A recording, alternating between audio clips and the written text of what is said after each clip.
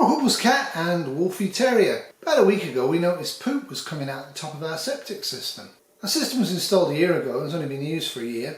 The system's designed for 8 people, 2 per bedroom. So what's going on?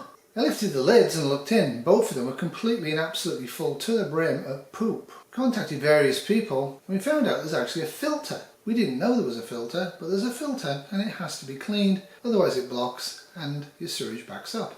So I used a bucket and I manually emptied gallons of poopy water and flushed it away from water sources. I found the filter and I figured out how to pull it out. I pulled it out and I washed it. Put it back in and it helped. That's the filter we didn't know about.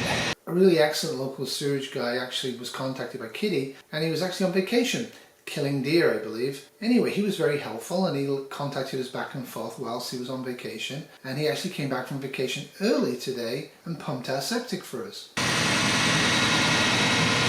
So that's a lot lower than it has been. But that's what big tanks do. Yeah, okay. The smaller ones, there's more heat in it. It's getting very close to winter time and things freeze in the winter, and pumping septic and getting rid of the sewage after you've pumped it in the winter can be extremely expensive. You folks down south probably don't know that. So what now? Well, we have to put foam and soil on top of it and try and get some insulation going because it's a very large tank and it's going to freeze. But we're okay for this winter because the tank's pretty much empty apart from a little bit of starter poop in there for the bacteria, and I won't need to have it pumped again until at least 2024. However, I will be cleaning the filter in the spring and in the summer, and depending on what I find in the spring I might clean it in early summer and late summer and in fall. It's really important to keep those filters clean, and it's really important to know you have one.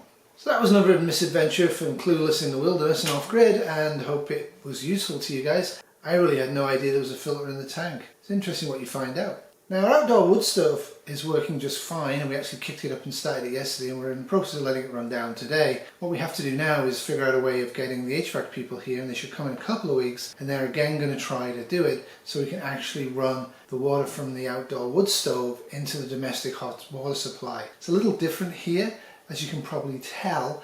This house is a passive solar house and we're desperately trying to get blinds for it because it gets really hot. So unlike everybody else, we're not bothered about the lack of heat. We can kick on the wood stove downstairs and the house is far too hot. You have to have windows open at night.